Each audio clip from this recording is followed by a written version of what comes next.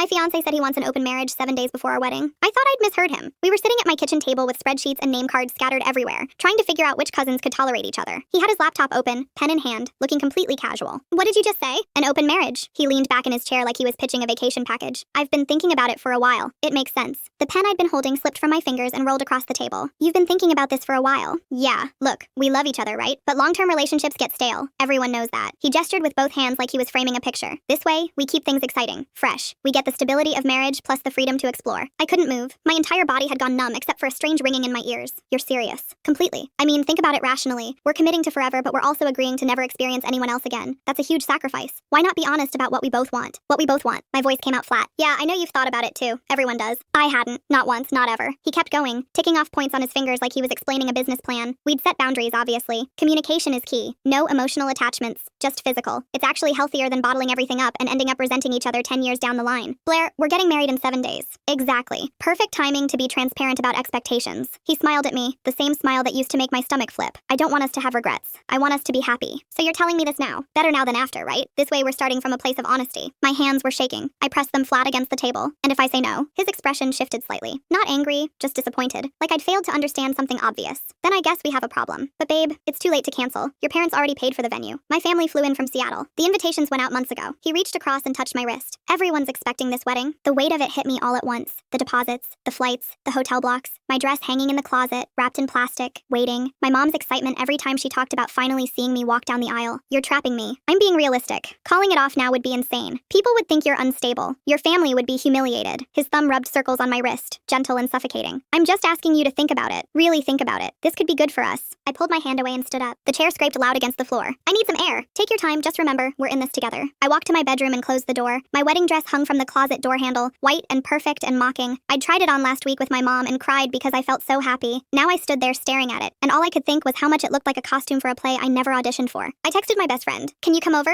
Emergency? Cassidy arrived 20 minutes later with wine and takeout I knew neither of us would touch. She found me still standing in front of the dress, phone clutched in my hand. What happened? I told her everything. The open marriage request, the timing, the trap disguised as honesty. She listened without interrupting, her face cycling through shock and anger and something else I couldn't quite read. That's insane, she said when I finished. Who drops that a week before the wedding? Someone who thinks I'm already locked in. She set the wine on my dresser and pulled me into a hug. What are you going to do? I don't know. Cancel everything? Humiliate my entire family? Pretend this conversation never happened and spend the rest of my life wondering when he'll actually use this so-called arrangement? Those aren't your only options. What else is there? She pulled back and looked at me carefully. Maybe he has a point. About the honesty part, I mean. I stared at her. Hear me out. She guided me to sit on the bed. I'm not saying what he did was okay. The timing is garbage. But think about it. How many marriages fail because people aren't honest about what they need? He's at least trying to communicate. He ambushed me. Yeah, and that's wrong. But the idea itself isn't automatically terrible. Lots of couples make it work. It's about trust and boundaries. You sound like you've thought about this before. I just think we're raised with this fairy tale version of relationships that doesn't match reality. People grow, people change. Maybe being flexible is healthier than forcing yourself into a box that doesn't fit anymore. My stomach turned. Since when do you talk like this? I'm trying to help you see all angles. You're panicking and I get it, but don't make a decision when you're this upset. She squeezed my hand. Give yourself time to actually think about what he's asking. There's no time. The wedding is in 7 days. So take those 7 days. See how you feel. You don't have to decide tonight. I wanted to argue, but exhaustion won. She stayed until midnight, talking in circles about communication and modern relationships and not letting fear make my choices. By the time she left, my head felt stuffed with cotton. The next morning, Blair acted like nothing had changed. He kissed me on the forehead, made coffee, asked if I'd confirmed the florist. I moved through the conversation like I was underwater. You okay? He asked, still processing. I know it's a lot, but I really think once you sit with it, you'll see I'm right. He smiled. We're going to be so happy. My mom called an hour later, bubbling about the rehearsal dinner menu. I made the appropriate sounds while staring at the seating chart still spread across my kitchen table. Blair's name next to mine at the head table, surrounded by people who thought they were celebrating something real. You sound tired, sweetheart. Just busy. Well, rest up. Only 6 more days until you're a married woman. The phrase made my skin crawl. I met Cassidy for lunch that afternoon at the cafe where we'd spent half our college years dissecting failed dates and future dreams. She ordered for both of us,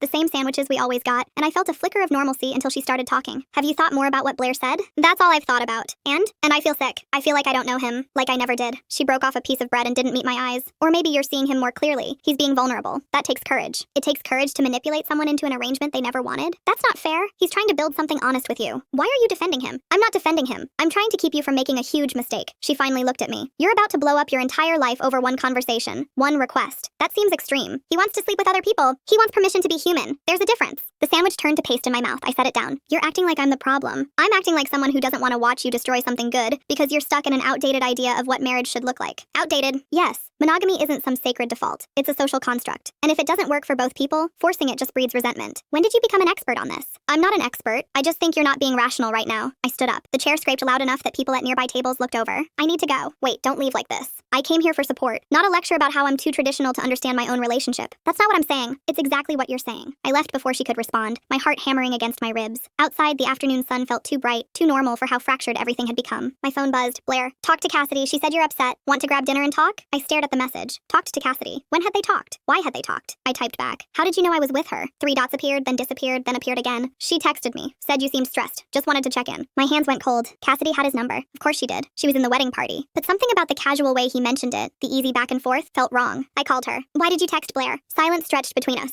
I was worried about you. I thought he should know you're struggling. So you went behind my back. It wasn't like that. I just thought if he knew how hard this was for you, maybe he'd give you space. Did he ask you to convince me? What? No, why would you think that? Because you sounded like you were reading from a script. All that stuff about modern relationships and outdated ideas, that's his language. You're being paranoid. Am I? She exhaled slowly. You're my best friend. I'm on your side. Always. I just don't want you to make a choice you'll regret. Noted. I hung up before she could say anything else. I stopped answering Cassidy's calls. She left voicemails that started apologetic and ended defensive, each one a little more insistent that I was overreacting. I deleted them without listening all the way through. Blair noticed by the 3rd day. Cassidy says you're freezing her out. She told you that? She's worried. So am I. He was folding laundry on our bed, matching socks with the careful precision he used when he wanted to appear reasonable. You two have been friends forever. Don't let this wedding stress wreck that. The wedding stress didn't wreck it. Then what did? She's taking your side. He looked up. There aren't sides. We're all trying to figure this out together. Together, right? What's that supposed to mean? Nothing, forget it. He set down the socks and came over, hands on my shoulders like he was steadying something fragile. I know this is hard, but shutting people out isn't going to make it easier. Cassidy loves you. She's just trying to help. By telling me I'm outdated? By giving you perspective. That's what good friends do. I pulled away. I need to pick up my dress alterations. Want company? No. His jaw tightened, but he let me go. The bridal shop felt like a museum of bad decisions. My dress hung perfect and white and completely wrong. The seamstress pinned the hem while I stood motionless,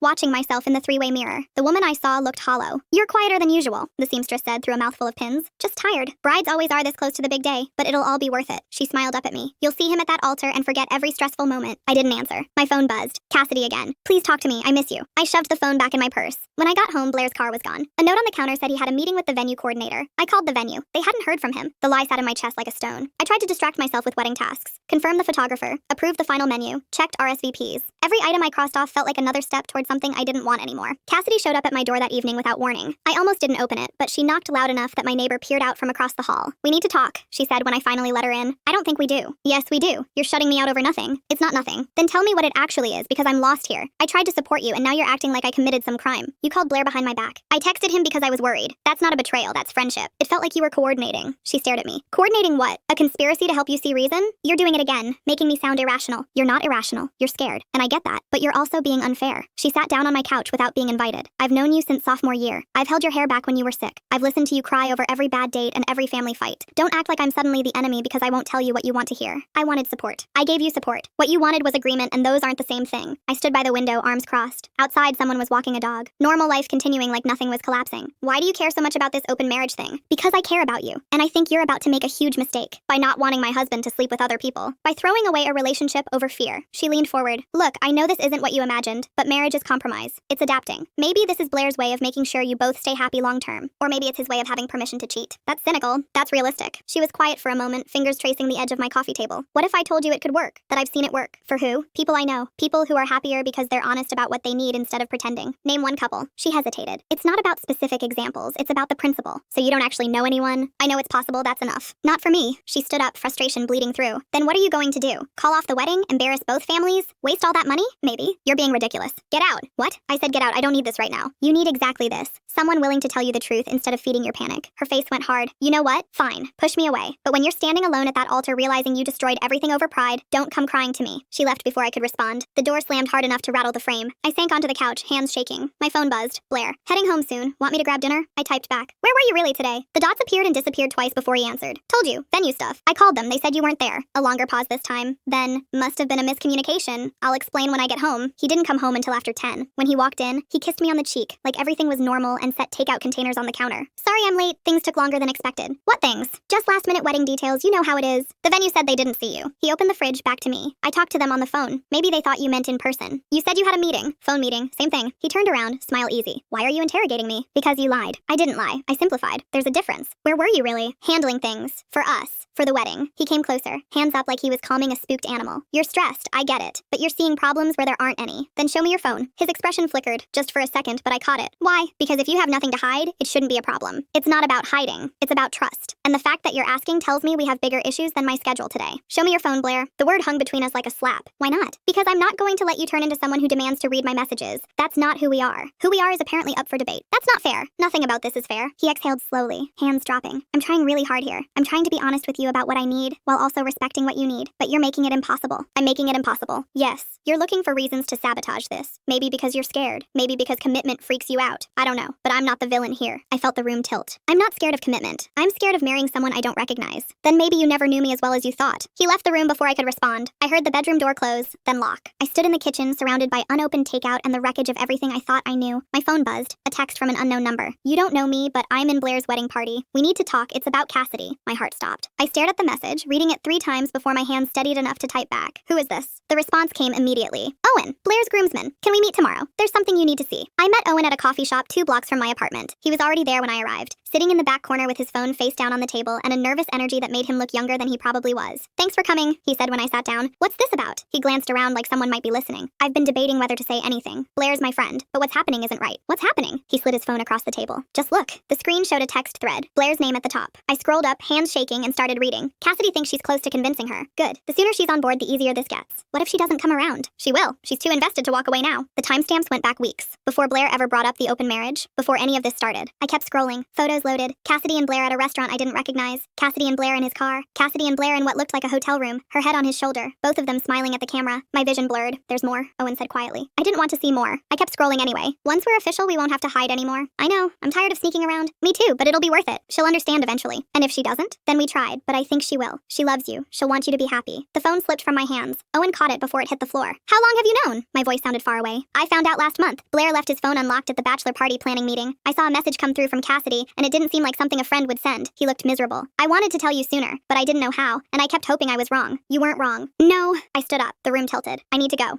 Wait. He grabbed my arm gently. I can send you screenshots in case you need proof. For what? For whatever comes next. He was right. I gave him my number. My phone buzzed 30 seconds later with a folder full of images that destroyed everything. I drove home on autopilot. Blair's car was in the driveway. I sat in mine for 10 minutes, staring at the house we'd been planning to sell after the honeymoon so we could buy something bigger. Something with room for the future he'd promised me. When I finally went inside, he was on the couch with his laptop, looking relaxed in a way that made my stomach turn. Hey, how was your morning? Fine. You okay? You look pale. I'm fine. He closed the laptop and came over, hands reaching for my waist. I stepped back. His expression shifted. What's wrong? Nothing. Something's wrong. Talk to me. I said I'm fine. He studied my face like he was trying to solve a puzzle. You've been distant all week. If this is still about the open marriage thing, we can table it. I don't want you feeling pressured. The word pressured almost made me laugh. That's generous. I mean it. Your comfort matters more than anything else. Does it? Of course it does. You're the person I'm marrying. The person I love. He moved closer again. This time I didn't pull away. His hand settled on my shoulders, warm and familiar and completely wrong. I know I've been asking a lot, but everything I've suggested has been about making us stronger. About honesty. Honesty?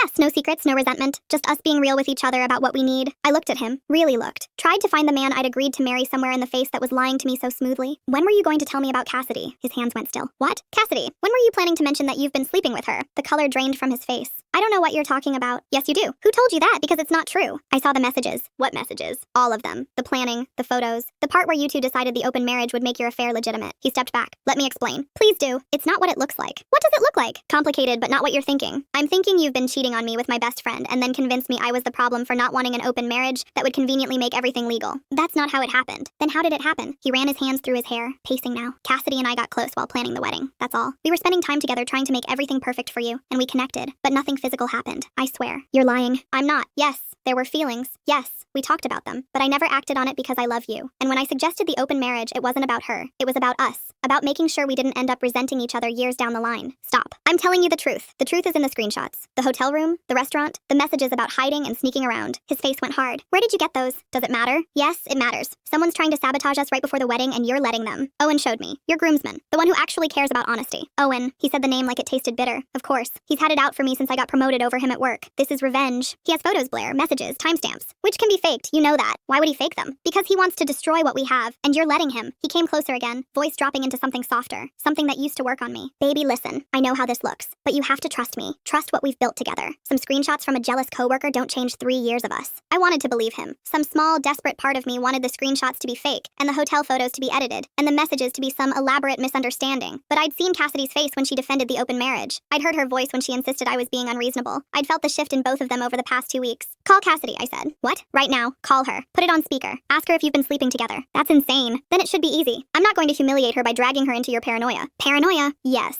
That's what this is. You're spiraling because the wedding's in 5 days and you're scared. But I'm not the enemy here. I'm the person who's been trying to build a life with you while you keep looking for reasons to tear it down. My phone rang. Cassidy. I answered before I could think better of it. Hey, she said. Can we talk? I feel horrible about how we left things. Actually, perfect timing. Blair's here. We were just discussing you. Silence on the other end. Then carefully. Discussing me how? He says you two have gotten close planning the wedding. We have. I mean, we've been coordinating a lot for you. Right. For me. I watched Blair's face. He was shaking his head, mouthing, don't do this. How close exactly? I don't understand what you're asking. Have you been sleeping with my fiancé? The silence stretched so long I thought she'd hung up. Then, in a voice I'd never heard her use before, who told you that? Not a denial, a deflection. Answer the question, Cassidy. It's complicated. Blair grabbed from my phone. I yanked it away. How is it complicated? Can we talk in person? This isn't something to do over the phone. You're not denying it. I'm saying it's not what you think. Everyone keeps telling me that. What is it then? Another pause. When she spoke again, her voice had changed. Less careful. More defensive. You're acting like I'm the villain here. Like I set out to hurt you. But you don't understand what it's been like watching you take him for granted. Watching you refuse to even consider what he needs. Someone had to be there for him. The room went silent except for the sound of my own breathing. So you admit it? I admit that Blair and I have a connection, one that you've been too busy being judgmental to notice.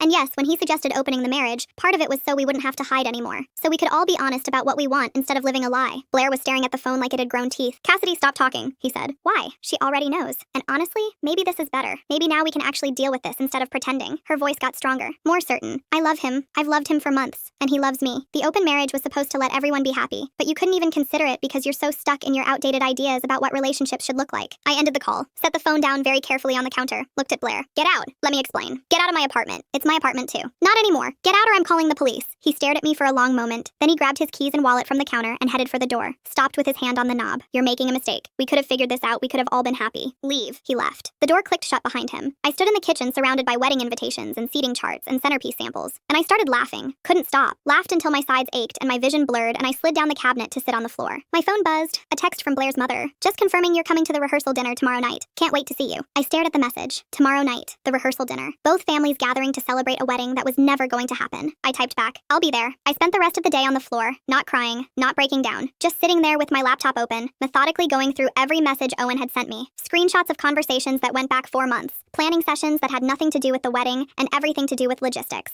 How to handle me, when to push, what to say if I got suspicious. I created a folder, labeled it Evidence. Started organizing chronologically. A text came through from Owen around dinner time. How are you holding up? I'm okay. Can you send me everything else you have? Already did. Check your email. I checked. 23 more screenshots. Some I'd already seen. Others were new. Blair and Cassidy discussing how to split holidays once we were all officially together. Cassidy complaining that I was being difficult about dress shopping because I'd suggested she try a different style than the one she wanted. Blair reassuring her that once I came around, everything would smooth out. There was a photo of them at what looked like a work event. His arm around her waist. Her leaning into him like they'd been together for years. The date stamp showed it was from 2 months ago. Right after I'd gotten food poisoning and stayed home while Blair went alone. My phone rang. Blair. I let it go to voicemail. He called 4 more times before finally leaving a message. Baby, please. We need to talk about this like adults. You're throwing away 3 years over a misunderstanding. Cassidy was emotional. She said things she didn't mean. Call me back. Please. I deleted the voicemail, started a new document, typed out a timeline of every lie I could remember, every late night at work, every weekend trip that was supposedly about bachelor party planning, every time Cassidy had volunteered to help with wedding tasks, and I'd been grateful for the support. Another text from Blair's mother. Your mother and I have been coordinating on flowers for the rehearsal dinner. She's such a lovely woman. You're both so lucky to be joining our families. I set the phone down before I could throw it. My own mother called an hour later. Sweetheart, I just wanted to check in. Are you getting nervous?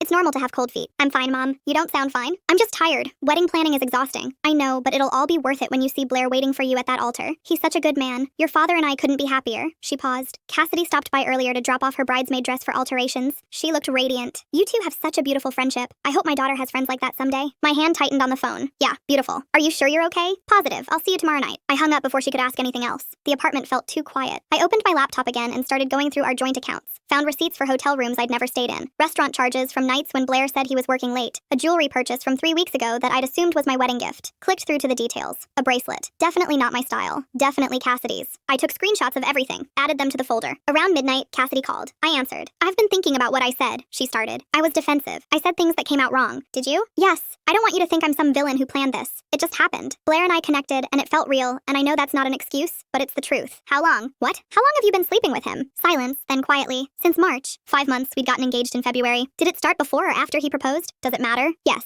After. Right after. We were planning your engagement party, and he was stressed about everything being perfect, and we stayed late one night going over details, and it just happened. We didn't mean for it to keep happening, but it did. And then it became something more. Something more. I love him. I know you don't want to hear that, but I do. And he loves me. That doesn't mean he doesn't love you. He does. That's why he thought the open marriage could work. So nobody had to lose anyone. Except me. I'd lose everything while you two got legitimacy. That's not fair, isn't it? You get him without the guilt. He gets both of us without the consequences. And I get to smile and pretend I'm okay with my husband sleeping with my best friend. Other people make it work. Other people are honest from the start. We tried to be honest, you shut it down. You tried to trap me, there's a difference. Her voice went cold. I'm done apologizing. You want to play victim, fine. But don't act like you're some saint here. You've been phoning it in for months. Complaining about wedding planning. Rolling your eyes every time Blair got excited about something. I've been the one actually supporting him. Actually caring about what he needs. You've been sleeping with him. Because he needed someone who saw him. Really saw him. Not just as a checklist item on the way to some perfect life you've been planning since you were 12. Get out of my wedding. You're not my bridesmaid anymore. Don't come to the rehearsal dinner. Don't come to the ceremony. We're done. You can't just kick me out. People will ask questions. Let them ask. Blair won't let you do this. Blair doesn't get a vote anymore. I hung up, blocked her number, stared at my phone until the screen went dark. Another text came through. Owen again. Blair just called me, accused me of sabotaging his relationship. He's planning to tell everyone at the rehearsal dinner that I fabricated everything because I'm jealous. Wanted to give you a heads up. Let him. You have a plan? I'm working on it. Need help? I looked at the folder on my laptop, the timeline document, the receipts and screenshots and carefully organized evidence of 5 months of lying. Maybe. I'll let you know. Whatever you need. This whole thing is wrong. You deserve better. I didn't respond. Just sat there thinking about tomorrow night. Both families in one room, Blair playing the devoted groom, Cassidy probably showing up anyway because she'd convinced herself she had a right to be there. Everyone toasting to a future that was built on lies. My phone buzzed with a text from Blair. I know you're angry, but please don't do anything rash at the rehearsal dinner. Our families are excited. Let's get through tomorrow night and then we can talk privately about everything. I promise we'll figure this out. I read it twice. Felt something cold settle in my chest. He thought I'd stay quiet. Thought I'd sit through dinner and smile for the cameras and keep up appearances because that's what people did. That's what I'd always done. Kept the peace. Avoided confrontation. Made things easier for everyone else. I opened a new text to Blair. Typed carefully. I'll be there tomorrow night. We can talk then. His response came immediately. Thank you. I love you. We're going to get through this. I set my phone down and went back to the laptop. Spent the next 3 hours going through every photo, every message, every receipt, made copies, backed them up to cloud storage, printed hard copies just in case, organized everything into a presentation that would take less than 5 minutes to walk through but would leave no room for doubt. By the time I finished, the sun was coming up. I hadn't slept, didn't feel tired, just felt clear, focused. Like everything that had been blurry for weeks had finally come into sharp relief. I showered, got dressed, made coffee, sat at the kitchen table with my laptop open and my evidence folder ready, and waited for the day to pass. Blair texted 3 more times. Thinking about you. Can't wait to see you tonight. I know things have been hard, but we're almost through the tough part. I didn't respond to any of them. Cassidy tried calling from a different number. I let it ring. My mother called to confirm I was still coming. Of course, I told her. Wouldn't miss it. When evening finally came, I put on the dress I'd bought for the rehearsal dinner. Simple, elegant, the kind of thing that photographed well, did my makeup carefully, looked at myself in the mirror and barely recognized the woman looking back. My phone buzzed one more time. Owen, you okay? I'm ready. Good, I'll be there if you need backup. I grabbed my purse, made sure the flash drive with all the evidence was inside, took one last look at the apartment I'd be leaving soon, and headed out to the restaurant where both families were waiting to celebrate a wedding that would never happen. The restaurant had been decorated to match the wedding colors. Soft cream linens, gold candle holders, tiny arrangements of white roses on every table. Blair's parents had insisted on hosting, which meant they'd gone all out. Private dining room, multi-course meal, a photographer capturing every moment for the rehearsal dinner album that would sit alongside our wedding photos. I arrived exactly on time. Blair was already there, standing near the entrance in a suit that probably cost more than my monthly rent. He lit up when he saw me, crossed the room in 3 strides and pulled me into a hug that felt like performance art. You look incredible, he said into my hair. I was worried you wouldn't come. I said I would. I know, but I thought maybe. He pulled back, searching my face. Are we okay? Can we get through tonight and then talk? We'll talk tonight. Relief flooded his expression. Thank you. That's all I'm asking. Just let me explain everything properly once we're alone. My mother appeared with Blair's mother in tow, both of them glowing. There's our bride, Mom said, kissing my cheek. You look beautiful, sweetheart. Doesn't she look beautiful, Patricia? Absolutely stunning, Patricia agreed. She squeezed my hand. I'm so glad you're joining our family. Blair's never been happier. Neither have I said. We moved into the dining room. 26 people total. Both sets of parents. Grandparents, Blair's 2 brothers and their wives, my sister, the wedding party minus Cassidy. Owen caught my eye from across the room and gave a subtle nod. I touched my purse, feeling the outline of the flash drive inside. Blair's father stood to make a toast before we'd even sat down. I remember when Blair first told us about this brilliant, beautiful woman he'd met. I thought, here we go again, another girlfriend who won't last 6 months. But then I met her, and I understood. This wasn't just another girlfriend. This was the one. The woman who would stand beside my son through everything life throws at them, who would build a family with him, who would make him better just by existing. He raised his glass toward me. Welcome to the family. We couldn't be prouder. Everyone drank. I brought the glass to my lips but didn't swallow. Blair's brother stood next. Then mine. Then my father, who got choked up halfway through and had to pause to compose himself. My little girl, he managed. So grown up. So ready for this next chapter. Blair, you take care of her. She deserves the world. I will, sir, I promise.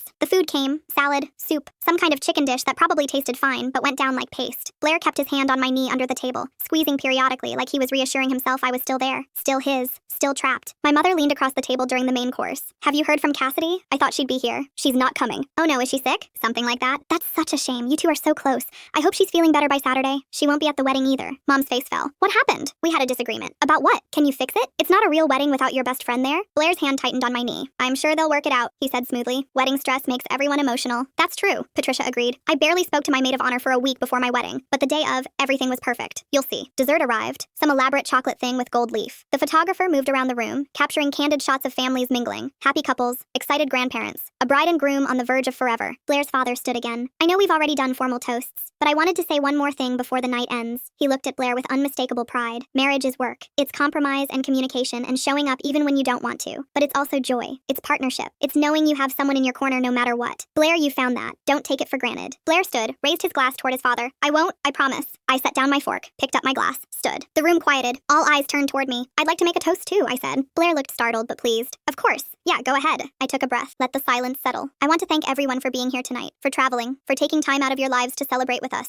It means everything. I paused. Blair and I have been together for 3 years. 3 years of building something I thought was real, something I thought was honest. And I'm grateful for that time. I really am. Because it taught me exactly what I don't want in a marriage. Blair's smile froze. Baby, I found out this week that Blair wants our marriage to be open. He thinks it would keep things fresh, exciting. He suggested this a week before our wedding after everything was booked and paid for and all of you were already here, because he thought I'd be too trapped to say no. The room went dead silent. My mother's hand flew to her mouth. Patricia's face drained of color. Blair stood. That's not, you're taking it out of context. Am I? Let me provide some context then. I pulled out my phone, opened the screenshots Owen had sent. These are text messages between Blair and Cassidy, my best friend. His messages start in March, right after we got engaged. I started reading. March 15th, Blair to Cassidy. Last night was incredible. I can't stop thinking about you. Stop, Blair said, his voice cracked. Please stop. March 22nd, Cassidy to Blair. I feel terrible lying to her, but I can't stay away from you. I looked up, met his eyes. March 29th, Blair to Cassidy. I think I'm falling in love with you. Patricia made it sound like she'd been punched. Blair's father sat frozen, his face stone. April 3rd, I continued. Cassidy to Blair. What are we going to do after the wedding? Blair's response. I've been thinking about that. What if we made it work? All three of us? Cassidy's response. You mean like open? Would she go for that? Blair. If I position it right, as something progressive and modern, she'll come around. My mother started crying. Not loud, just quiet tears streaming down her face while my father stared at Blair like he was trying to decide whether violence was worth the legal consequences. Blair reached for my phone. You don't understand what you're reading. Those messages, they're not what they look like. I stepped back. April 18th, Cassidy to Blair. I love you. I know we can't say it around her, but I need you to know. Blair's response. I love you too. We'll figure this out, I promise. Owen stood from his seat, positioned himself between Blair and me, just in case. May 2nd, I said. Blair to Cassidy. She said yes to being a bridesmaid. Now you'll be there for everything. Perfect. May 9th, Cassidy to Blair. She wants my opinion on the dress. I feel sick. Blair's response. Just help her. The sooner we get through this, the sooner we can all be together properly. Blair's brother spoke up. Blair, what is she talking about? Blair didn't answer. Just stood there with his hands clenched, his face red, looking at me like I'd betrayed him. June 4th, I continued. The day we sent out wedding invitations. Cassidy to Blair. I can't believe I'm going to watch you marry her. Blair's response. It's temporary. Once we're married and settled, I'll bring up the open arrangement. She'll understand eventually. Cassidy. And if she doesn't, Blair, she will. She's too invested to walk away now. Venue's booked. Deposits are paid. She'll realize she doesn't have a choice.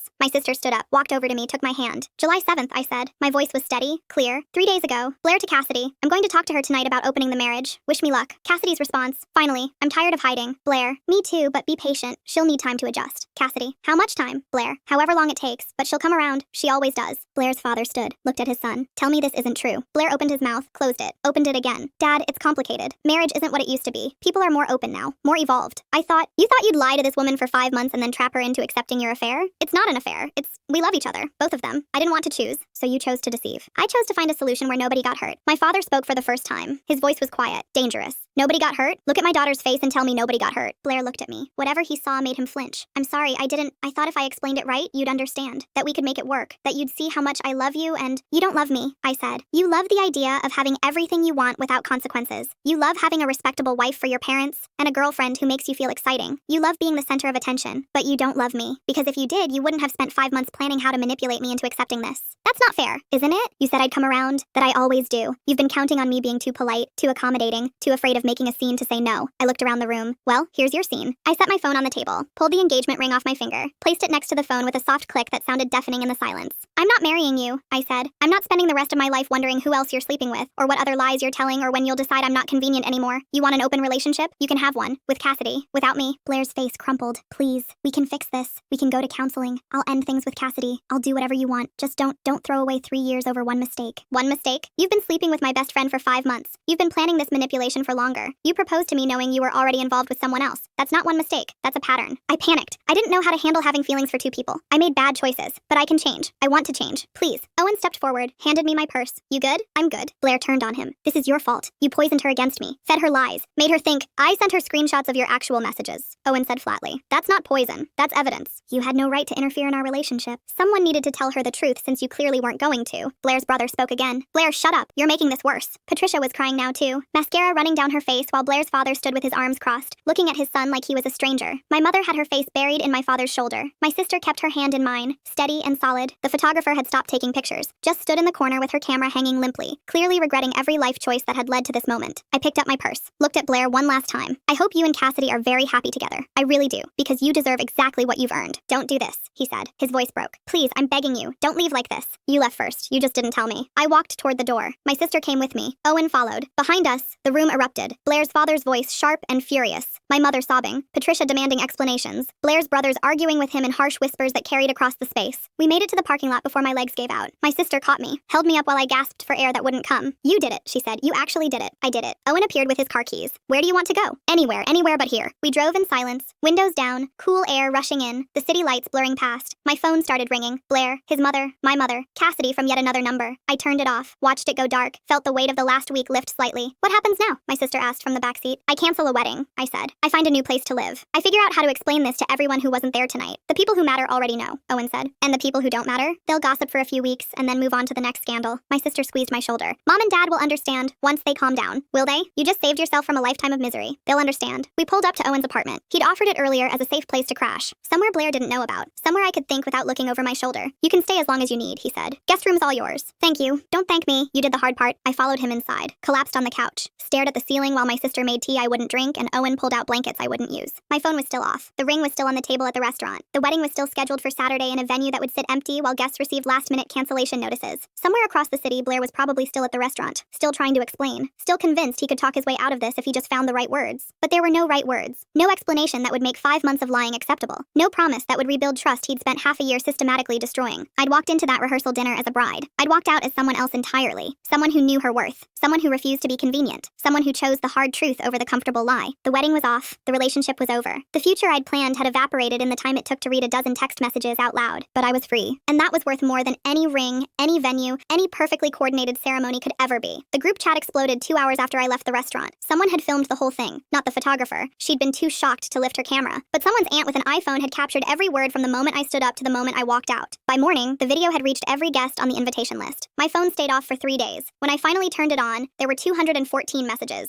Most from people I barely knew, demanding explanations or offering hollow sympathy. Some from Blair's family, split between furious accusations and mortified apologies. 3 from Cassidy's mother, who apparently hadn't known about any of it until she saw the video. Nothing from Blair, nothing from Cassidy. The venue refunded my half of the deposit without me asking. The florist, too. Even the caterer sent a check with a handwritten note that said simply, "I'm sorry this happened to you." My sister's spare room became home. Small space. Single window overlooking a parking lot. But it was mine. No shared closets. No compromises. No wondering who else had keys. I sat by that window most nights. Watched cars come and go. Listened to the city breathe. Felt the weight of 3 years lift piece by piece until all that remained was the truth I'd been too afraid to see before. Cassidy lost her job. The firm didn't officially say why, but everyone knew. You can't be the other woman in that public scandal and expect professional respect to survive intact. Blair's parents cut him off. Financial support gone. Trust fund frozen. His father's final words, according to Owen, were that he'd raised his son better than that and couldn't watch him prove otherwise. The wedding date came and went. I spent it at the beach with my sister, barefoot in the sand. No white dress, no vows, just silence and salt air and the quiet certainty that I'd dodged something irreversible. People still talked about it, probably would for years. The bride who canceled everything at the rehearsal dinner, the dramatic scene, the public humiliation, but they didn't understand what I'd gained in that moment. They saw chaos, I saw clarity. They saw a wedding destroyed, I saw a life saved. The ring stayed at the restaurant. The dress went back to the shop. The future I'd planned dissolved like it had never existed. And I was grateful.